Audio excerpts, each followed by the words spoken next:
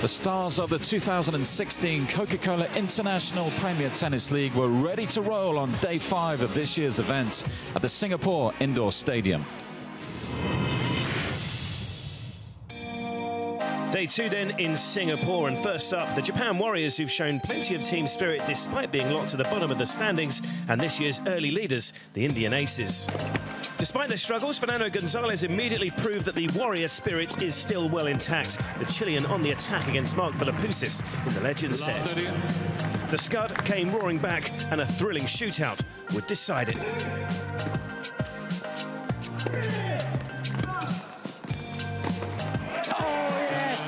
What a way to finish it.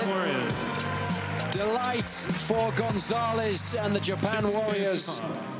A good start for the underdogs then, and having got their noses in front, Jelena Jankovic and Jean-Julien Roger turned on the style in the mixed doubles. Oh, showtime, but not good enough. And JJ maintained the momentum, another tight contest in the ladies' singles, but the Warriors would make it 3 out of 3. Best volley we've seen from Jankovic. After the Aces closed up slightly in the men's doubles, Fernando Verdasco then produced a stunning display of shot making.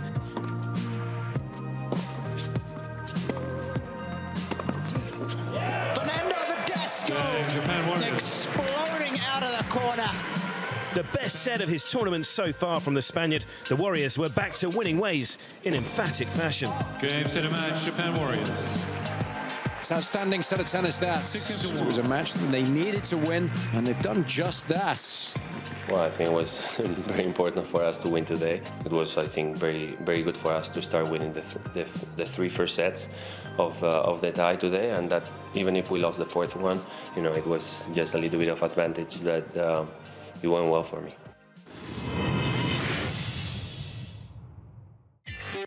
In the evening session, the Singapore Slammers were looking for a second successive win on home soil, this time against the UAE Royals.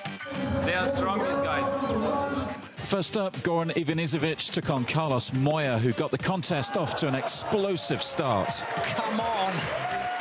That is off the charts good. Moya made sure the Slammers were off to a flyer then with a 6-2 success over Goran, and Kiki Bertens continued her fantastic IPTL form with a rock-solid win over Ana Ivanovic. Game and second set. It's outstanding tennis. Another Slammers win from Bertens and Marcelo Melo over Martina Hingis and Danny Nesta meant the Slammers had a 10-point cushion going into the doubles. At last, the Royals came to life.